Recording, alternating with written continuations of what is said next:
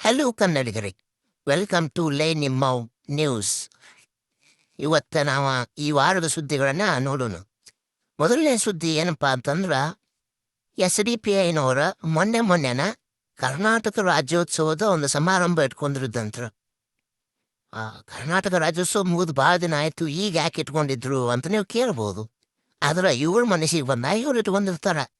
ಆದ್ರೆ ಮಾಡಲಿ, ಏನೋ ಒಂದು ಮಾಡಲಿ, ಒಟ್ಟಿನಲ್ಲಿ ಕರ್ನಾಟಕ ರಾಜ್ಯೋತ್ಸವಕ್ಕೆ ಸಂಬಂಧಪಟ್ಟಂಗೆ ಒಂದು ಸಭೆಯನ್ನು ಹಮ್ಮಿಕೊಂಡಿದ್ರು. ಆದ್ರೆ ಮಾಡ್ತಾ ಇರೋದು ಕರ್ನಾಟಕ ರಾಜ್ಯೋತ್ಸವದ ಸಮಾರಂಭ. ಆದ್ರೆ ಇವ್ರ ಭಾಷಣ ಎಲ್ಲ ಉರ್ದು ಒಳಗೆ ಇತ್ತಂತ. ಅಲ್ಲಿ ಏನೋ ಅಲ್ಲಿ ಭಾಷಣ ಒಂದು ಮಾಡಲಿ ಬಿಡ್ರಿ, ಆದ್ರೆ ಇವರು ಕರ್ನಾಟಕಕ್ಕೆ ಸಂಬಂಧಪಟ್ಟಂಗೆ ಮಾತಾಡೋದು ಬಿಟ್ಟ ನಮ್ಮ ಚರಿತ್ರೆ, ನಮ್ಮ ಕಲ್ಚರ, ನಮ್ಮ ರಾಜ್ಯ ಅವಾಗ ಹೆಂಗಿತ್ತು ಇದನ್ನು ಮಾತಾಡಬೇಕಾಗಿತ್ತು. ಆದರೆ ಇವ್ರು ಏನು ಮಾಡಿದಾರೆ ಅಂದ್ರೆ, ಯತ್ನಾಳ್ ಅವ್ರ ಬಗ್ಗೆ, ಪ್ರತಾಪ್ ಸಿಂಹ ಅವ್ರ ಬಗ್ಗೆ ಬಾಯಿ ಬಂದಂಗೆ ಮಾತಾಡಿದ್ರಂತ. ಇವರು ಯತ್ನಾಳ್ ಅವ್ರನ್ನ ಹಿಜ್ರಾ ಅಂತ ಕರೆಯೋದು, ತಲೆಗೆ ಸರಿಯಿಲ್ಲ ಅಂತ ಕರೆಯೋದು, ಇನ್ನು ಟಿಪ್ಪು ಸುಲ್ತಾನ್ ಕರ್ನಾಟಕದ ಇರಲಿಲ್ಲ ಅಂದ್ರೆ ಪ್ರತಾಪ್ ಸಿಂಹ ಯತ್ನಾಳ್ ಅಂತವರು ಬ್ರಿಟಿಷರ್ ನಾಯಿ ತೊಳ್ಕೊಂಡಿರ್ತಿದ್ರು ಅಂತ ಹೇಳೋದು, ಈ ಥರ ಎಲ್ಲ ಭಾಷಣ ಮಾಡಿದಾರಲ್ಲಿ. ಇವರ ಕರ್ನಾಟಕಕ್ಕೆ ಸಂಬಂಧಪಟ್ಟಂಗೆ ಕರ್ನಾಟಕ ರಾಜ್ಯೋತ್ಸವ ಸಭೆ ಮಾಡಿದ್ರು ಅಥವಾ ಇವ್ರು ಪಾಲಿಟಿಕಲ್ ಗಿಮಿಕ್ ಮಾಡಕ್ಕೆ ಮಾಡಿದ್ರು ಅಂತ ತಿಳಿವಾತು. ಇನ್ನು ಅದಕ್ಕೆ ಯತ್ನಾಳ್ ಸಾಹೇಬರು ಏನು ರಿಪ್ಲೈ ಕೊಟ್ಟಾರ ಅನ್ನೋದ ಮುಂದಿನ ಎಪಿಸೋಡೊಳಗೆ ಹೇಳ್ತೀನಿ. ಇಂಥವ್ರೆಲ್ಲ ನೋಡ್ರಿ, ಈ SDP ಅನ್ನೋರು ಕರ್ನಾಟಕಕ್ಕೆ ಸಂಬಂಧಪಟ್ಟಂಗೆ ಕನ್ನಡ ರಾಜ್ಯೋತ್ಸವ ಸಮಾರಂಭ ಮಾಡ್ತಾರೆ. ಒಂದು ಕನ್ನಡ ಮಾತಾಡಕ್ಕೆ ಬರಲ್ಲ ಇವ್ರಿಗೆಲ್ಲ. ಇವರು ಕನ್ನಡ ರಾಜ್ಯೋತ್ಸವ ಸಮಾರಂಭ ಮಾಡೋರು. ಎಂತೆಂಥ ರಾಜ್ಯದೊಳಗೆ ಎಂತೆಂಥ ಅವ್ರ ಸಮಾರಂಭ ಮಾಡತ್ತಾರ ನೋಡ್ರಿ. ಉರ್ದು ಒಳಗೆ ಭಾಷಣ ಮಾಡಿ ಕರ್ನಾಟಕ ರಾಜ್ಯೋತ್ಸವ ಸಮಾರಂಭ ಮಾಡ್ತಾರಂತೀವಲ್ಲ. ಇದು ಮೊದಲನೇ ಸುದ್ದಿ ಫ್ರೆಂಡ್ಸ್. ಇನ್ನು ಎರಡನೇ ಸುದ್ದಿ ಏನಪ್ಪಾ ಅಂದ್ರೆ, ಇದೇನು ಹೊಸಾದಲ್ಲ ನಮ್ಮ ಕರ್ನಾಟಕಕ್ಕೆ. ಅದೇ ಇಲ್ರಿ, DK ಅವ್ರನ್ನ CM ಆಗ್ತೀನಿ ಅನ್ನೋದು, ಸಿದ್ದರಾಮಯ್ಯವ್ರನ್ನ CM ಆಗ್ತೀನಿ ಅನ್ನೋದು ಅದ ನಡ್ಕೊಂಡು ಹೊಂಟದ. ಇಲ್ಲೆಲ್ಲೋ ಒಂದು ಕಡೆ ನೋಡ್ರಿ, ಸಿದ್ದರಾಮಯ್ಯನ ಹನುಮಪ್ಪನ ಗುಡಿಯಾಗಿಟ್ಟು ಪೂಜೆ ಮಾಡಿದಾರಂತ. ನಮ್ಮ ಸಿದ್ದಣ್ಣನ CM ಆಗಿ ಮುಂದುವರಿಬೇಕು ಅಂತಂದ ಈ ಅವ್ರ ಅಭಿಮಾನಿಗಳೆಲ್ಲ ದೇವ್ರ ಗುಡಿಯಾಗಿಟ್ಟು ಸಿದ್ದಣ್ಣನ ಫೋಟೋ ಪೂಜೆ ಮಾಡ್ಯಾರ. ಇನ್ನು ಇನ್ನೊಂದು ಕಡೆ ಏನಾಗ್ಯದ ಅಂತಂದ್ರೆ, DK ಅವ್ರ ಫೋಟೋನು ಪೂಜೆ ಮಾಡತ್ತಾರ, ಹಂಗೆ ಉರುಳು ಸೇವೆ ಮಾಡತ್ತಾರ. ನಮ್ಮ DK ನಾನು ಒಂದ್ಸತಿ CM ಆಗ್ರಿ ಅಂತಂದ. ಇದನ್ನೆಲ್ಲ ನೋಡ್ಕೊಂಡ್ಬಿಟ್ಟ ಉಳಿದ ರಾಜಕಾರಣಿಗಳು ಅಂತಂದ್ರೆ ನಮ್ಮ G. ಪರಮೇಶ್ವರ್ ಅವ್ರು ಇದ್ದಾರಲ್ರಿ, ಅವ್ರ ಅಭಿಮಾನಿಗಳು ಕೂಡ ದೇವ್ರ ತೆಂಗಿನಕಾಯಿ ಹೊಡ್ಯಾಕೆ ಚಾಲು ಮಾಡಿಬಿಟ್ಟಾರ. ಮತ್ತು CM ಸಿದ್ದರಾಮಯ್ಯ ಇರ್ಲು ಅಥವಾ DK ಇರ್ಲು ಅಂತಂದೇವ್ರ ಜವಾಡಕತ್ರ ಒಂದು ಚಾನ್ಸ್ ನಮಗೂ ಇರಲಿ ಅಂತಂದೇಳಿ ಪರಮೇಶ್ವರ್ ಅವ್ರ ಅಭಿಮಾನಿಗಳು ಸಹಿತ ನಮ್ಮ G. ಪರಮೇಶ್ವರವರು ಒಂದ್ಸತಿ CM ಆಗೇ ಬಿಡ್ಲಿ ಅಂತಂದ ಅವರು ದೇವ್ರಿಗೆ ತೆಂಗಿನಕಾಯಿ ಹಿಡಿದು ದೇವ್ರಿಗೆ ಪೂಜೆ ಮಾಡಿಸೋದು. ಇಲ್ಲಿ ನೋಡ್ರಿ, ಇಲ್ಲಿ ಮುಡಿನೂ ಕೊಡಾಕತ್ತಾರ. ನಮ್ಮ G. ಪರಮೇಶ್ವರ್ ಸಹಿತ ಒಂದ್ಸತಿ CM ಆಗೇ ಬಿಡ್ಲಿ ಅಂತಂದೇಳಿ ಅವರು ದೇವ್ರಿಗೆ ಮುಡಿ ಕೊಟ್ಟು ಬಿಟ್ಟಾರ. ಇದೇ ಥರ ನಡ್ಕೊಂಡು ಹೊಂಟದ. ಕರ್ನಾಟಕದ ಆರ್ಥಿಕತೆ ಸತ್ತು ಹೊಂಟದ. ಆದರೆ ನಮ್ಮ ಜನಕ್ಕೆ ಅವ್ರು CM ಆಗಲಿ ಇವ್ರು CM ಆಗಲಿ ಅಂತ ಇವರು ಇದೇ ಥರ ನಮ್ಮ ನಾಯಕರು ಸಹಿತ ಹಂಗ ನಾ CM ಆಗ್ತೀನಿ, ನೀ CM ಆಗ್ತೀನಿ ಅಂತ ಹಿಂಗೆ ನಡ್ಕೊಂಡು ಹೊಂಟದ. ನಮ್ಮ ಕರ್ನಾಟಕಕ್ಕೆ ಬರ್ತಾ ಇರೋವಂಥ ಇನ್ವೆಸ್ಟ್ಮೆಂಟ ಈ ವರ್ಷದಾಗ 40% ಕಡಿಮೆ ಆಗ್ಯದ. ಅದ್ರ ಬಗ್ಗೆ ಯಾರಿಗೂ ಚಿಂತಿಲ್ಲ. ಯಾರು ಎಷ್ಟು ಫ್ರೀ ಕೊಟ್ಟರು, ನಾವು ಎಷ್ಟು ರು ಸೇವೆ ಮಾಡ್ತೀವಿ, ಯಾರಿಗೆ ಎಷ್ಟು ಬಕೆಟ್ ಹಿಡಿತೀವಿ, ಅದೊಂದ ನಡ್ಕೊಂಡು ಹೊಂಟದ. ಹಿಂಗಾದ್ರೆ ಏನೋ ನಮ್ಮ ಕರ್ನಾಟಕದ ಆರ್ಥಿಕ ಪರಿಸ್ಥಿತಿ ಏನಾಗ್ತದೋ ಏನೋ, ಹಂಗೆ ನಡ್ಕೊಂಡು ಹೊಂಟದ. ಎಲ್ಲಿಗೆ ಹೋಗಿ ಹತ್ತದ ನೋಡು. ಇನ್ನು ಮುಂದಿನ ಸುದ್ದಿಗೆ ಹೋಗುನಂತ.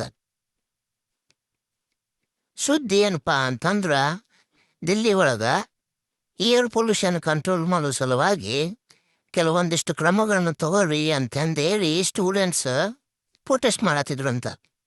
ಅಲ್ಲಿ ಏನಾಗ್ಬಿಟ್ಟದ, ಸ್ಟೂಡೆಂಟ್ಸ್ ಅಂದ್ರೆ ನಿಮ್ಗೆ ಗೊತ್ತಲ್ಲ, JNU ಸ್ಟೂಡೆಂಟ್ಸ್ ರೀ, ಬೇರೆ ಯಾರಲ್ರಂತ. ಅವರು ಪ್ರೊಟೆಸ್ಟ್ ಮಾಡತ್ತಿದ್ರಂತ. ಏನು ಕಾರಣ ಏನು, ಏರ್ ಪೊಲ್ಯೂಷನನ್ನು ಕಂಟ್ರೋಲ್ ಮಾಡ್ರಿ ಅಂತ. ಅದು ಎಲ್ಲ ಬಿಟ್ಟು ಹೋಗಿ ರಾಷ್ಟ್ರ ವಿರೋಧಿ ಪ್ರೊಟೆಸ್ಟ್ ಆಗಿ ಪರಿವರ್ತನೆ ಆಗ್ಯದ.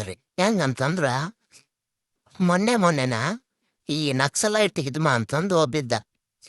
ಅವನನ್ನು ನಮ್ಮ ಮಿಲಿಟ್ರಿ ಅವ್ರು ಸಾಯಿಸಿದ್ರು. ಸೊ ಇವ್ರೇನು ಅಲ್ಲಿ ಪ್ರೊಟೆಸ್ಟ್ದಾಗ ಘೋಷಣೆ ಮಾಡ್ಯಾರಂತಂದ್ರ ನೀವು ಒಬ್ಬ ಹಿದ್ಮಾನ್ ಸಾಯಿಸಿರ್ಬೋದು, ಇಲ್ಲಿರೋರೆಲ್ಲ ಹಿದ್ಮಾಂಗ ಆಗ್ತೀವಿ, ಎಷ್ಟೋ ಜನ ಹಿದ್ಮಾಗಳದಾರ, ಅದೇ ಥರ ಇರ್ತೀವಿ, ಅವ್ರು ಮಾಡಿದ ಕೆಲಸನ ಒಳ್ಳೇದು ಅಂತಂದು ಹೇಳಿ ಇವ್ರು ಘೋಷಣೆಗಳನ್ನು ಕೂಗ್ಯಾರ. ಇಂಥ ಜನ ನಮ್ಮಲ್ಲಿರ್ತಾರಂದ್ರೆ ಯೋಚನೆ ಮಾಡ್ರಿ.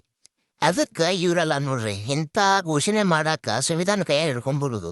ಆ ಹಿದ್ಮಾನ್ ಅಂತವ್ರ ಎಷ್ಟೋ ಜನ ನಮ್ಮ ಸೈನಿಕರನ್ನ, ನಮ್ಮ ಪೊಲೀಸ್ ಸಿಬ್ಬಂದಿಯನ್ನ ಸಾಯಿಸಿದಾರ. ಅಂಥ ನಕ್ಸಲ್ರ ಇವ್ರಿಗೆಲ್ಲ ಇನ್ಸ್ಪಿರೇಷನ್. ಏನು ಮಾಡುದು ಇಂಥ ನಮ್ಮ ಯುವ ಜನತೆ. ಇನ್ನು ಅದು ಜೈ ಅನ್ನೋ ಸ್ಟೂಡೆಂಟ್ ಅಂದ್ರೆ ಹೇಳ್ಬೇಕಾ, ಅದ್ರೊಳಗೆ ಏನೋ ಮಾತಾಡೋದು ಅವ್ರದಿಲ್ಲ. ಇಂಥ ಜನರು ಮತ್ತು ಇವ್ರಿಗೆ ಹಿಡಿದು ಒಳಗೆ ಹಾಕಾನ, ನೀವು ನಮ್ಮ ಹಕ್ಕನ್ನು ಕಿತ್ಕೊಳತ್ತೀರಿ, ನಮ್ಮ ಪ್ರೊಟೆಸ್ಟ್ ಮಾಡೋ ಹಕ್ಕು ಸಂವಿಧಾನ ಕೊಟ್ಟದ, ನಮ್ಮನೆ ಯಾಕೆ ಒಳಗೆ ಹಾಕ್ತೀರಿ, ಇಂಥದೆಲ್ಲ ಮಾತಾಡ್ತಾರೆ ಇವರು. ನೀವು ಸರಿಯಾಗಿ ಪ್ರೊಟೆಸ್ಟ್ ಮಾಡ್ರಿ, ಮಾಡಕ್ಕೆ ಬರಂದಿಲ್ಲ. ನೀವು ಪ್ರೊಟೆಸ್ಟ್ ಮಾಡ್ತೀನಿ ಅಂಥೇಳಿ ಭಾರತ ವಿರೋಧಿ ಘೋಷಣೆ ಕೂಗುದ, ಭಾರತಕ್ಕೆ ಧಮಕಿ ಹಾಕುದ ಅಂದ್ರೆ ನಿಮ್ಮನ್ನ ಇಷ್ಟ ಬಿಟ್ಟಿದ್ದು ಹೆಚ್ಚಿಂದ. ಇನ್ನೇನಾದರೂ ನಮ್ಮ ಜನ ರೊಚ್ಚಿಗೆದ್ರ ನಿಮ್ಮ ಪರಿಸ್ಥಿತಿ ಕೆಡ್ತದ, ಯೋಚನೆ ಮಾಡಿ ಒಂದು ಸ್ವಲ್ಪ ಮಾಡಬೇಕು ಅಂತಂದು ಇವ್ರಿಗೆ ಯಾರಾದರೂ ತಿಳಿಸಿ ಹೇಳ್ಬೇಕ್ರಿ. ಇವರು ರಾಷ್ಟ್ರ ವಿರೋಧಿ ಪ್ರೊಟೆಸ್ಟ, ಅದಕ್ಕೆಲ್ಲ ಹೆಸರುಗಳಿಲ್ಲದ್ರು ಇವರು. ನಾವು ಏರ್ ಪೊಲ್ಯೂಷನ್ ಕಂಟ್ರೋಲ್ ಸಲಾಗಿ ಪ್ರೊಟೆಸ್ಟ್ ಮಾಡೀವಿ, ನಮ್ಮ ಹಕ್ಕು ಸಲಾಗಿ ಮಾಡೀವಿ ಅಂತಂದು ಹೇಳ್ಕೊಂತಾರೆ ಇವರು. ಏನು ಹೇಳ್ತಿರೋ ಏನೋ, ನೀವೇನು ಹೇಳೋದೈತಿ ಇದ್ರ ಬಗ್ಗೆ ಒಂದು ಸ್ವಲ್ಪ ಕಮೆಂಟ್ ಮಾಡಿ ನಮಗೂ ತಿಳಿಸಿರಲ್ಲ, ನಾವು ನೋಡ್ತೀವಿ ನಿಮ್ಮ ಒಪಿನಿಯನ್ ಏನದ ಇದ್ರ ಬಗ್ಗೆ ಅಂತಂದೇಳಿ. ಇನ್ನು ಮುಂದಿನ ಸುದ್ದಿ ಹೋಗೋಣ್ರಿ. ಮುಂದಿನ ಸುದ್ದಿ ಭಾಳ ಇಂಟ್ರೆಸ್ಟಿಂಗ್ ಅದ. ಹಾವೇರಿಯೊಳಗೆ ಒಂದು ವಿಶೇಷ ಘಟನೆ ನಡೆದದ್ರಿ. ಅದು ಏನಪ್ಪ ಅಂತಂದ್ರೆ, ಅಲ್ಲಿ ಇರುವಂಥ ಜನರೆಲ್ಲ ಸೇರಿ ಅಲ್ಲೊಂದು ಪಾರ್ಕ್ಗೂ ದಾರಿ ಇಸ್ತಂತ. ಅದು ಈ ಥರ ಆಗಿತ್ತು ನೋಡ್ರಿ, ಇಲ್ಲಿ ನೋಡತ್ತೀವಿ ಈ ಥರ ಆಗಿತ್ತಂತ. ಅದಕ್ಕೆ ಅವರೆಲ್ಲ ಹೋಗಿ ಶಾಸಕರ ಕಡೆ ಹೇಳಿದ್ರಂತ. ಅದೇ ಶಾಸಕ ರುದ್ರಪ್ಪ ಲಮಾನಿಯವರು, ಇಲ್ರಿ ನಮ್ಮ ರೋಡ್ ಹಿಂಗಾಗ್ಯದ, ನಮ್ಗೊಂದು ಸ್ವಲ್ಪ ಅದನ್ನು ರಸ್ತೆ ಮಾಡಿಕೊಡ್ರಿ ಅಂತ ಕೇಳಿದ್ರಂತ. ಎಷ್ಟೇ ಸತ ಕೇಳಿದ್ರು ಅವರು ಮಾಡಿಲ್ಲ.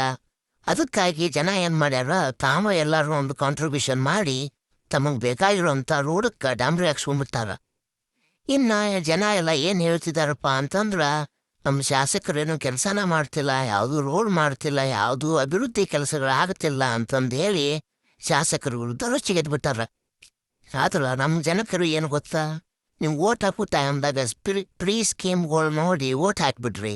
ಇದು ಅಭಿವೃದ್ಧಿ ಮಾಡ್ತೀನಂದ್ರೆ ಸರ್ಕಾರ ಹತ್ರನೂ ರೊಕ್ಕಿಲ್ಲ, ಮತ್ತು ಅದರೊಳಗೆ ಯಾವುದೋ ಶಾಸಕರು ಹೋಗಿ ಅಭಿವೃದ್ಧಿಗೆ ದುಡ್ಡು ಕೊಡ್ರಿ ಅಂತಂದ್ರೆ ಕೊಡಕ್ಕೆ ಯಾರೂ ರೆಡಿನೇ ಇಲ್ಲ. ನೀವು ಹೋಗಿ ಮುಂದಿನ ಸಲ ಬಾಪ ನೀ MLA ನಾವು ನಿನಗೆ ಹೇಳ್ತೀವಿ ಅಂತಂದು ಕುಂತೀರಿ. ಆದ್ರೆ ನೀವು ಓಟ್ ಹಾಕೋಕ್ಕಿಂತ ಮುಂಚೆ ಇದನ್ನ ಯೋಚನೆ ಮಾಡಬೇಕಾಗಿತ್ತು. ಪ್ರೀ ಸ್ಕೀಮ್ ಮತ್ತು ಹೇಳಿ ಓಟ್ ಹಾಕ್ಬಿಡ್ರಿ. ಈಗ ಏನಾಗ್ತದ, ಅನುಭವಿಸ್ಬೇಕು. ಇನ್ನು 2 ವರ್ಷ ಅದ, ಅನುಭವಿಸ್ರಿ.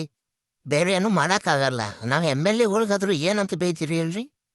ಅವರು ಸರ್ಕಾರದಿಂದ ದುಡ್ಡು ಬಂದ್ರೆ ಅಭಿವೃದ್ಧಿ ಮಾಡ್ತಾರ, ಇಲ್ಲಂದ್ರೆ ಏನೇನೆ ನಾವು ಮನೆಯಿಂದ ರೊಕ್ಕ ಕೈಲಿಂದ ರೊಕ್ಕ ಆಯ್ಕೆ ಮಾಡೋಕ್ಕಾಗತ್ತಾ?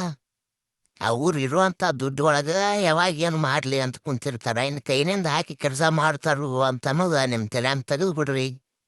ಇನ್ನ 2 ವರ್ಷದ ಹಂಗೆ ಜಕ್ಕೊಂಡು ಹೋಗ್ಬೇಕು ನೀವು, ಏನೂ ಮಾಡೋಕ್ಕಾಗಲ್ಲ. ಅಟ್ಲೀಸ್ಟ್ ನಿಮ್ಗೆ ಈಗಾದರೂ ಬುದ್ಧಿ ಬಂದದ, ನಿಮ್ಮ ಸ್ವಂತ ರೊಕ್ಕ ಹಾಕಾದರೂ ಅಭಿವೃದ್ಧಿ ಕೆಲಸಗಳು ಮಾಡತ್ತೀರಿ. ಮುಂದೆ ಯೋಚನೆ ಮಾಡಿ ಎಲೆಕ್ಷನ್ ಬಂದಾಗ ಓಟ್ ಮಾಡ್ಬೇಕಾಗುತ್ತೆ. ಎಲ್ಲರೂ ಅವರೇ, ನಾ ಇವರು ಅಂತ ಹೇಳ್ತಿಲ್ಲ. ಆದ್ರೆ ಓಟ್ ಹಾಕೋ ಟೈಮ್ನಾಗ ನಾವು ಪ್ರೀ ಸ್ಕೀಮ್ಗಳಿಗೆ ಅದಕ್ಕೆ ಆಸೆ ಬಿದ್ದು ಓಟ್ ಹಾಕಿರ್ತೀವಲ್ಲ, ಈಗ ಅನುಭವಿಸ್ಲೇಬೇಕು ರೀ, ಏನೂ ಮಾಡೋಕ್ಕಾಗಲ್ಲ. ಇದನ್ನು ನೋಡ್ರಿ ಇವತ್ತಿನ ಸುದ್ದಿ ಇಷ್ಟ ಇದ್ದು ರೀ. ಮತ್ತು ಮುಂದಿನ ಎಪಿಸೋಡ್ ಒಳಗೆ ಇಂಟ್ರೆಸ್ಟಿಂಗ್ ಸುದ್ದಿ ತೊಗೊಂಡ್ಬಿಡ್ತೀನಿ. ಅಲ್ಲಿ ಒಳಗೂ ಚಾನಲ್ನ ನೋಡ್ತಾ ಇರಿ. ಹಂಗೆ ವಿಡಿಯೋಗೊಂದು ಲೈಕ್ ಕೊಟ್ಟ ಚಾನಲ್ ಸಬ್ಸ್ಕ್ರೈಬ್ ಮಾಡ್ಕೊರಿ ಫ್ರೆಂಡ್ಸ. ಮತ್ತೆ ಸಿಗೋಣ, ಬಾಯ್.